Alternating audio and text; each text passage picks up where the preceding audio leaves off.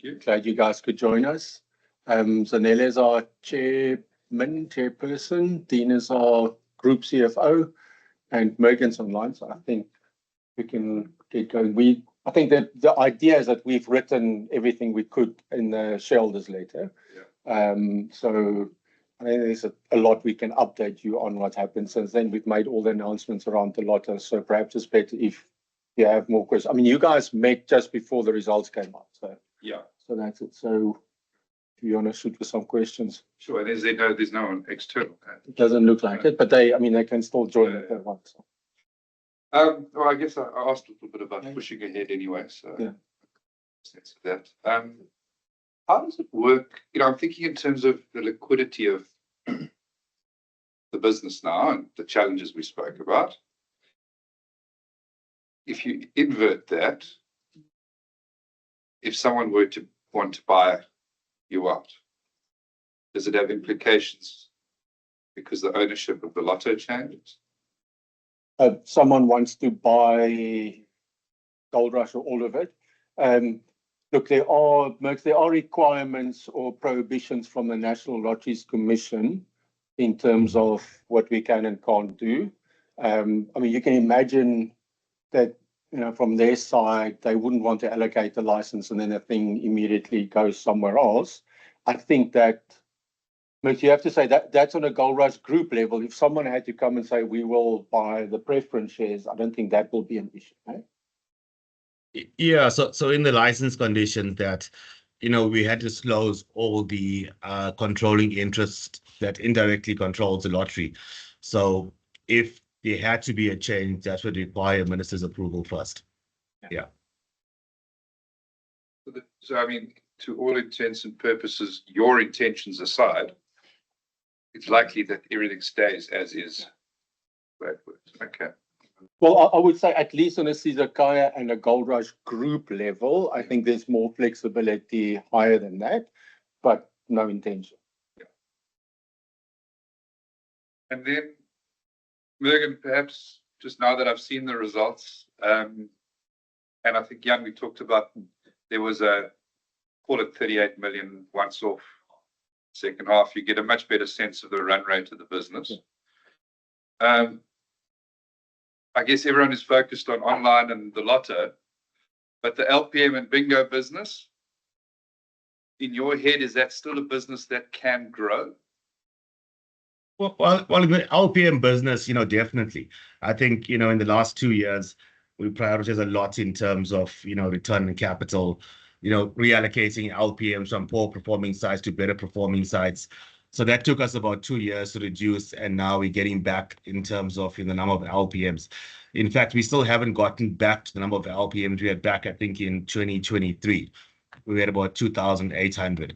So yeah, so now that LPM roll is going to continue again, and so for the short term, we don't see any immediate problems in terms of getting back to normality in the pace of that rollout. So yeah, we're excited about the LPM business. In the bingo business, a bit more under pressure from the online space. But yeah, I think that we should still see some good growth coming out of the bingo side as well. Not like what we saw before, but yeah, definitely some growth coming out from that. The LPM, it's clearly about the fact that you can now grow the number of machines as opposed to like-for-like growth. Correct. But bingo is always what's worried me, because you were always ahead on the bingo, and now it seems like-for-like growth is a challenge, but there isn't a massive rollout ahead. Or am I wrong on that? Yeah, we've got 3 more properties to roll out. So we've got, I think Carlton will open up in April. Mlazi's opened up on Friday last week, and Mamelodi is opening up probably about November this year, and that takes about 40 properties. Once we get to 40 properties, then the idea is to really start consolidating, look at the efficiencies, relocating properties that are underperforming, and obviously churning the EBT as well. We're busy reducing EBTs, getting a better yield out of that product as well. But yeah, I think once we understand what the full portfolio looks, we can start concentrating on the bottom line returns now out of that division. Okay, so when I think about it, it's plus or minus steady on the bingo side. You can add machines on the LPM side.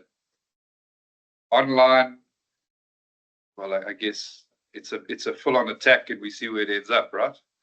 I mean, everybody's going for it. Just give me some sense of the degree to which you have thrown a lot of marketing in it, or where you're at in terms of the cycle of that. Because I know we talked about you had kind of 2 starts at it, kind of corrected course, and you feel confident now you can throw a lot of money behind it, or how are you going to approach that? Well, the money we're throwing behind it is relative to the earnings, the revenue we're making out of that business.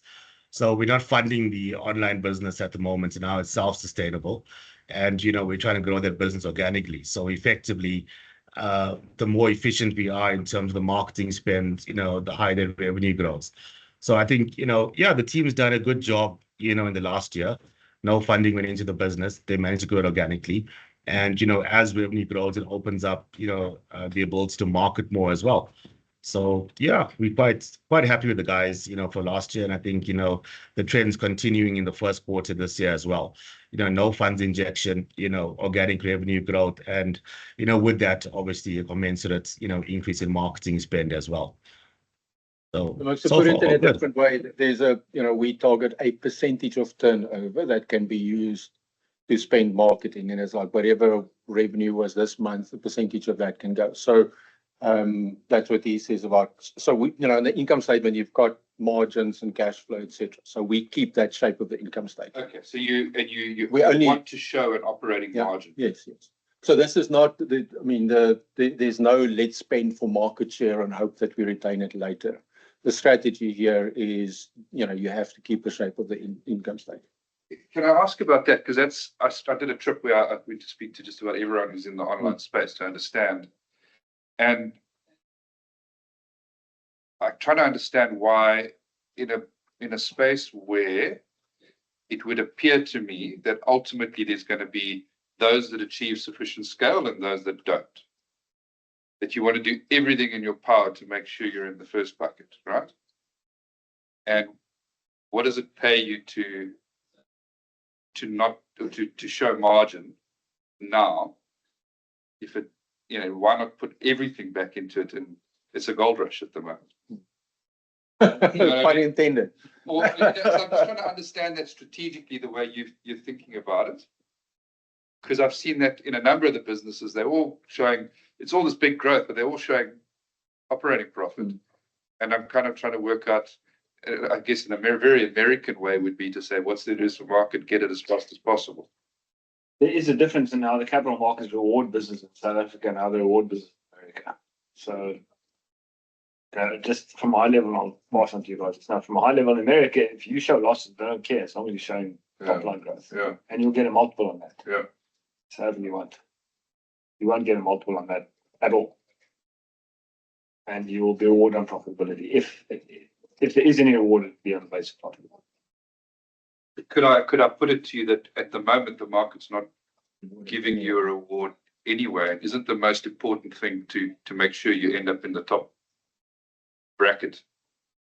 That you've got sufficient scale. I'm just trying to understand the strategic thinking. Well, I think, to jump in there, the best example will probably be DraftKings from America. A very good example, where those guys went out, spent a hell of a lot of marketing, acquisition costs, through the roof. And, unfortunately, they carry on pumping more and more money into that business. And the question is, at what point does it become, sustainable? Yeah, I think, the stats we have to look at, what does it cost to get a customer? What do you make from them over a lifetime? And I mean, the stat shows average lifetime of the customers in months. Like it's 5 to 7 months. So it just feels like to take, our marketing spend is big amounts of money to spend that to get to a point and then, have no cash flow for a while. And then you lose your customers anyway in 5 to 7 months. It's just like, we'd rather run the business for profit and cash flow as we grow it. Yeah. The other angle could be, is it realistic for us to expect to be one of the two biggest in the country if you have the likes of Betway, Hollywood, and I would say Lotto Staalmergen? Those are probably the three largest online operators. Yeah. For now, yeah. For now, yes. So look, I mean, it's a strategic decision we've taken, you know, to have to run it. And I mean, we have the internal debates. It's like, you know, because we have two sites, you can do A/B testing and see, does it help? Like, you can spend a lot more marketing, but if you don't get the traction, then that's just losing money anyway. Yeah. Now, the assumption is I just spend $1 million more and I get more customers. That's, you know, sometimes you get to the point where you spend and you don't get it. That's more where the efficiency comes in.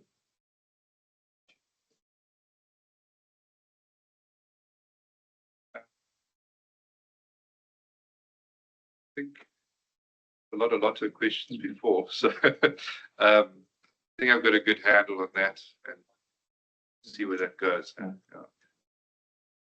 But it sounds like there's a high likelihood that you're okay. So let me be- rephrase the you would question be so probably- everybody. Yeah. Yeah. So Merks, the question is, like, what's the chance that the Lotto license disappears for us? We've spent all the money. We're going ahead, definitely planning to start running the Lotto in 1 June next year.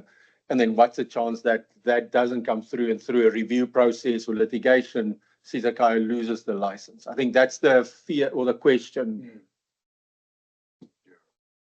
Well, it's a difficult one to answer because, well, not so difficult. You know, right now, there's, you know, no legal challenges that we're concerned about or anything that anybody has brought up from a legal perspective that has any substance. You know, so from that perspective, I think, you know, we're quite confident in terms of, you know, the current papers that have been filed. But with that being said, you know, you never know what's going to happen in the future. But, you know, right now, I think we're quite confident. There hasn't been any, you know, thing of substance that's come up from a legal perspective that, you know, raises any concerns or flags any concerns in terms of, you know, the process or in terms of our bid as well. So for right now, I think we're quite confident. Yeah, when I saw the latest article that had got written and I looked at the objections, they all seemed rather flaky. Flaky is a good word. Yeah. Okay. We hope. Yeah, they're all very, very vague, very vague. There's no, you know, in our view, there was no, you know, particular, you know, legal substance to it. So yeah, for now, I think we're quite confident. Maybe I don't know if it's a fair question, but I mean, the Lotto was a kind of left field surprise win, if you want to call it that. Are there other interesting things at the holdings level that you're looking at? Not at the holdings level. Okay. Mervin is always looking at interesting things at the group level, but not the holdings level. No, the strategy holdings level hasn't changed. I see Gavin's online. Gav, if you have any questions, you're welcome to unmute and ask any questions. Yeah, I mean, the main thing, I just on a similar vein to what was being pursued a moment ago, is about the online. What is the steady state long-term market share position that you think you can achieve with the current quite low risk strategy, but perhaps very, very low reward strategy? I mean, what gives you a sense that you can win any market share with such a low marketing spend? And is it just because you're in alternative gaming elsewhere that you have to sort of put a line in the water, but you don't expect very many big fish to swim by, and that's okay? Because where I'm going is I think it seems to be evident that part of the market is hoovering up the bulk of online, well, a bulk of gaming spend and actually growing the market in general, but also perhaps shrinking the market for conventional players elsewhere. Yeah, it's just, I was wondering where you think you land with this strategy in like 5 years' time.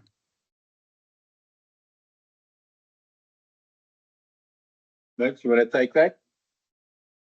Yeah, I guess the honest answer is, we actually have no idea where we're going to end up.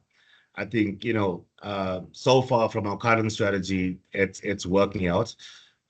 We're growing, deposit active customers, consistently more than 50%, year on year. So the strategy is effectively leverage off our retail properties and the brand that we have. And, so far we're heading in the right direction in terms of, where that's, ultimately going to end up with and what market share, that ends up with is, we're not too sure, we're not too sure ourselves. I mean, we do have those, aspirant goals in terms of where we want to end up with, but honestly, yeah, we're not too sure. Perhaps to add a few things, our sense is that a lot of the previous grey market came into the online market, and that's why if you look at the aggregate, gross gaming revenue stats, then it goes from 23 billion, and all of a sudden you've got this massive, on sports betting, which we assume is online thing. So that happened. And then what you have is you have sort of online only operators, and then you have the land-based guys with an online arm to it. And we're thinking that, over the next couple of years, and it seems there's already a backlash from society against this sort of prevalent advertising of online gambling. It's difficult for anybody to police it, because if your license is registered in Mpumalanga and you advertise on a street, board here in Cape Town, who's going to stop you? So we think it will take time, but eventually, like cigarettes and whatever, there's probably going to be some legislation about how you can advertise. Unlikely to be issues around online only operators. I think that horse is bolted. But if the ability to market and publicly market that is curtailed, that normally helps the incumbents. So you want to be part of the incumbents there. Megan, I would argue, if we have to draw the stats, sort of the Goldrush online presence has gained market share sort of over time. So our business is growing, I would argue, faster than the market, although just small. Like it's not a big business in the context of the online market, Gavin. So where does it end up? I think we want to build as big as we can as a profitable business, rather than spending all of our cash flow in marketing, hoping we'll end up as one of the biggest guys. I think if that's the question. I mean, maybe the question can be phrased slightly differently, and that's what competitive advantages do you have against such big marketing budgets of the large incumbents? Because I'd also fall into the camp of believing that the big guys just get bigger and swamp everyone else, and eventually you've got a sort of 2-player or maybe 3-player market. Maybe Sun International has a little bit of a chance given the bigger footprint and existing customers and bigger sort of high value customers, and maybe Tsogo as well to a slight extent. But what do you have that makes you have anything to compete against these bigger players that can hoover up market share with marketing and technology advantages and a wide variety of other things that come with scale? Yeah, I can jump in there. So remember, I think it was just, post-COVID or during COVID, that's when online really started growing at a significant pace. And the one thing that the previous online guys had the advantage is in terms of owning their technology, and they got off the starting blocks very quickly in terms of your Betway, your Hollywood, your Lotto Stars. They were able to integrate their products a lot more faster, get approvals, and get out to the market and pretty much get that head start. The predominantly retail guys, it did take some time to get the technology right.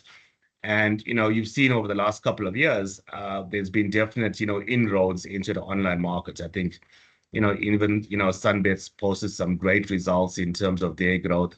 Our online business has grown as well. So from a technology perspective, I don't think we're too concerned now in the ability to, compete. I think, took us some time, but technology now is on par in terms of offering product, as well as on par in terms of offering. In terms of, what Goldrush, can offer is, pretty much our retail presence, right? Is, one of our strong points was, our locations being within, our customers, comfort zone. And, and it's great, the footprint that we've grown now For example, KZN, Gauteng, Eastern Cape, you pretty much can't drive, 30 minutes to an hour without reaching a Goldrush property. So, that's definitely one of the strengths that we're going to leverage off is in terms of, that experience of even rewarding our online customers in a retail environment and vice versa, as well. And effectively that brand trust that we bring as well. So I definitely think that we do have some good, unique selling points. I suppose the devil's advocate would say that the intensive, very pervasive marketing of the big players would ultimately reduce your footfall, and therefore that advantage you're talking about of almost cross-selling goes away because the guy doesn't come back to you, or at least on the margin you start losing footfall, who therefore you can't actually market to them anymore because they're stuck at home or wherever they're sitting on their couch watching sport and gambling.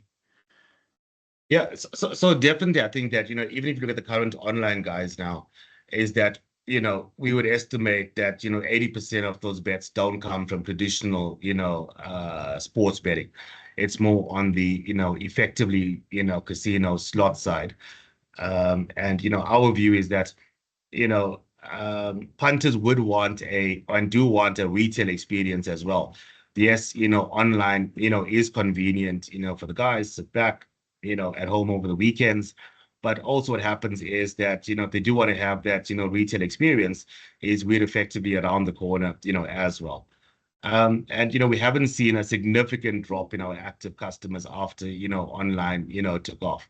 So, yeah, I think from that perspective, if we saw a massive drop in our, retail customer base, I think we would be a little bit concerned. We haven't seen that. And, funny enough is that, from what we've seen internationally, and, originally when we got into the online space, is we pretty much thought that, every online customer is a retail customer and every retail customer is an online customer.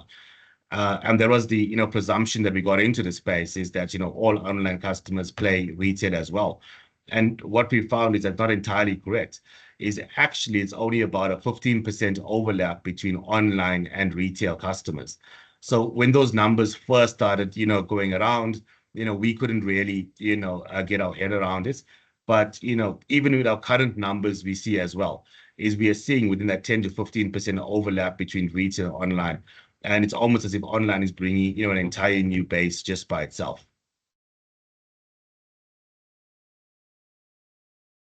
Okay, thanks. Because I think the fundamental thing, Gavin, is we believe that there is a portion of society which have a propensity to gamble that will still enjoy a physical experience. And there will be a part of society that's happy to gamble online. I don't know if you've been on any of these sites, Mercs. I don't know. The stats like 60% of gambling is this aviator game at the moment. So, I mean, which is a very different experience from, getting into the physical premises. So, and we'll have to innovate around that, obviously, over time. So we think both will carry on. And at the moment, it looks like the overlap's about 15% of your customers. So there's a nice big spread of differentiation.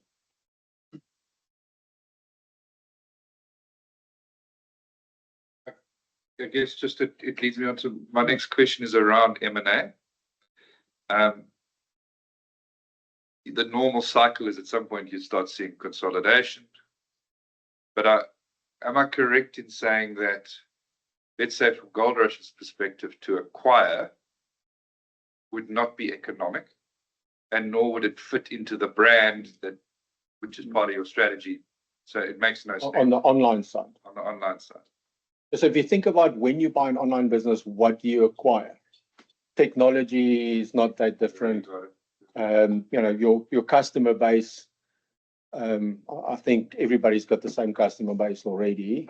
And then the brand, and that clashes. So on that basis, Mergen, it makes it unlikely, like it doesn't make sense for Goldrush to buy another online operator. And conversely, for any of the big guys, it doesn't make sense to acquire your business.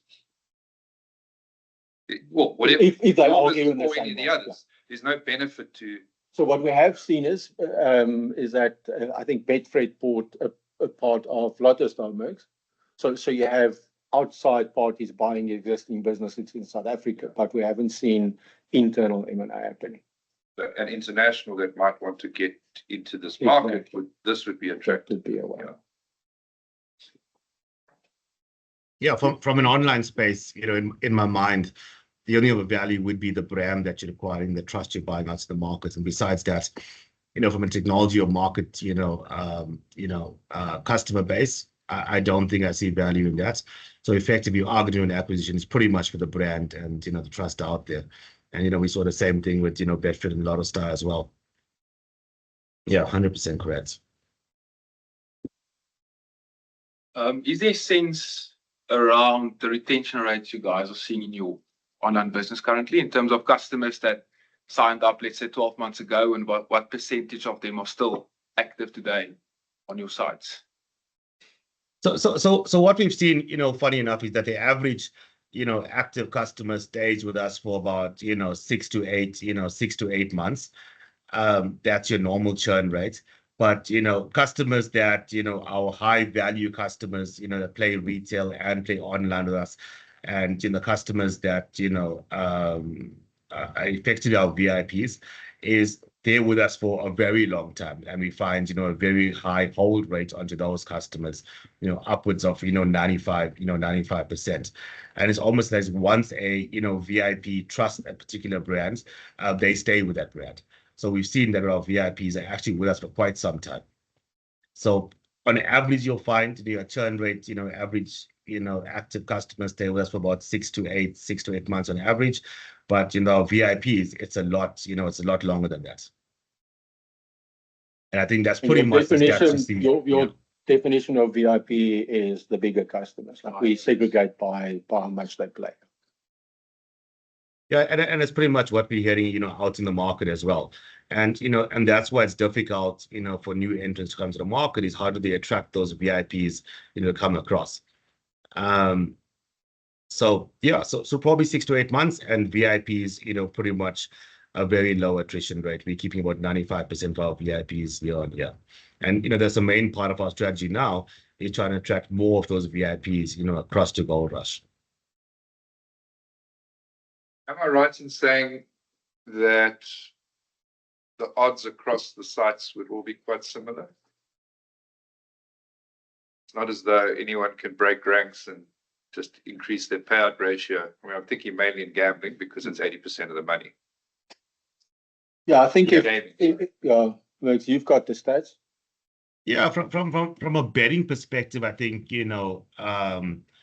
guys are pretty much, in line with each other. I think that, if a price war does start, and, if certain operators go out and start a price war, I think they'll be attracting the wrong type of customers. Because normally the guys that go out and, specifically compare pricing, from website to website on a sports side, is a very, sharp hunter. So if anybody does want to start a price war and start competing, very happy, they can take those particular customers. I think, we're concentrating more on, the service we're giving our customers, as opposed to a price war. And, but again, on the sports side, it probably makes up now, I would estimate across the market, probably in that region of 10 to 15%, 15% the high side. Most of the bets now are more on the, the casino side and the instant slot side. And, and I would think that most of the guys are averaging at about 97%, return to player, holding about 3%. I'd also imagine it's not so easy to work out that. No, but if you step out of line, I mean, we've learned punters have a good sense of that. And they find out. I mean, you see it even in the bingo halls where people will see this machine as at the end of the night, people queue behind it. Yeah, got you.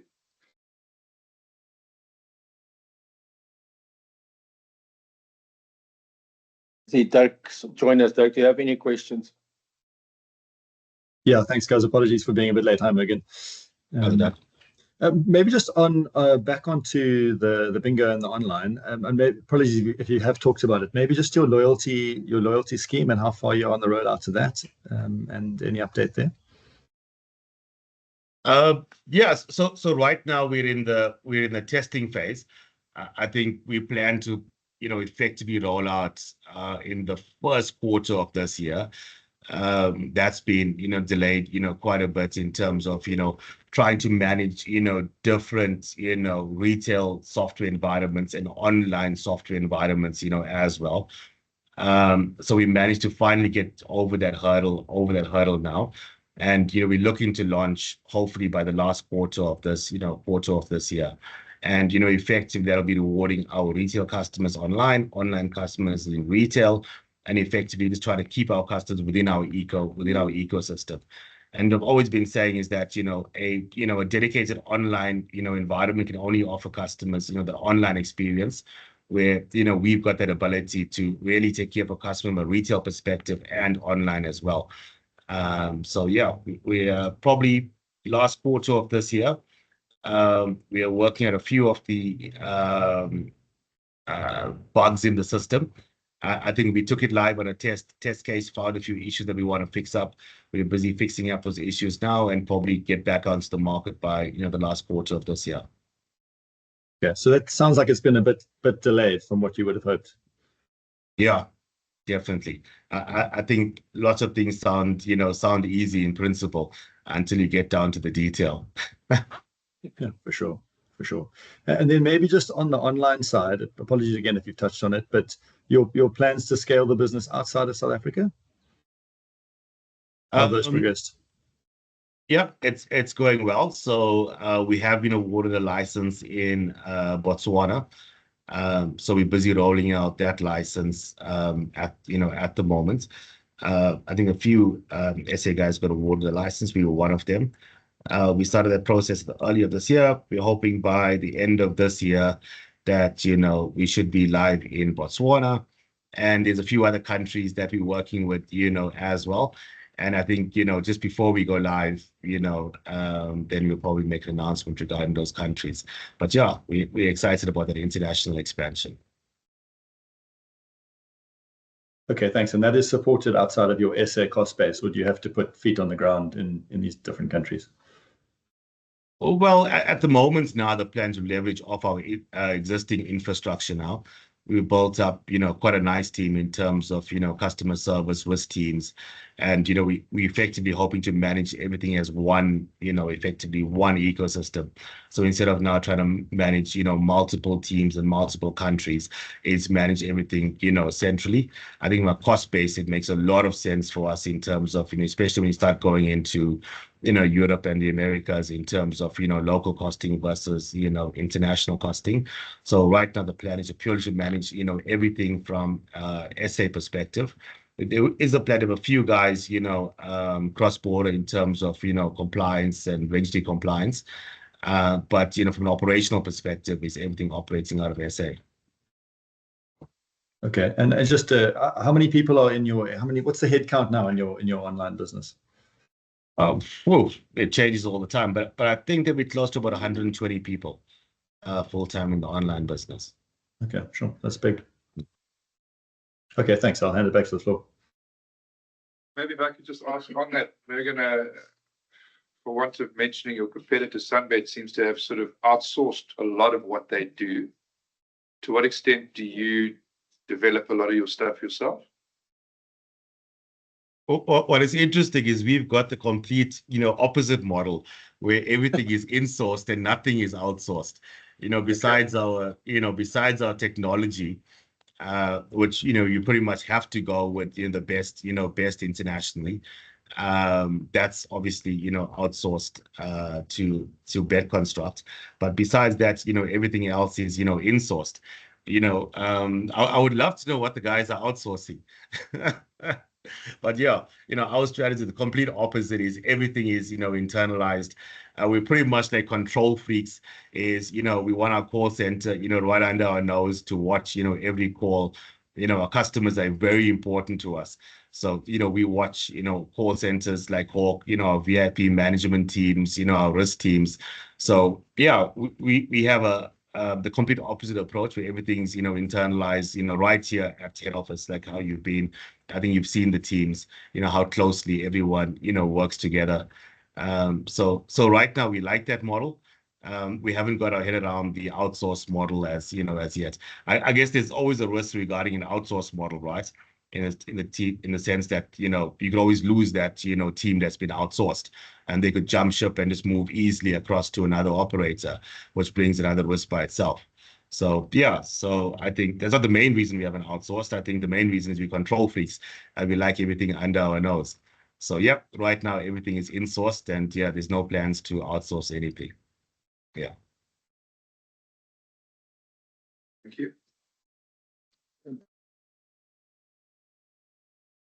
Okay, I think everybody got a chance. Happy. Good. Well, listen, thank you very much. I mean, I look around the table and there's old friends and shareholders. So thank you for partnering with all of us over the years and for your interest and support. Megan, thank you for giving us the time today. So with that, we're going to close the meeting and we'll see you all next year.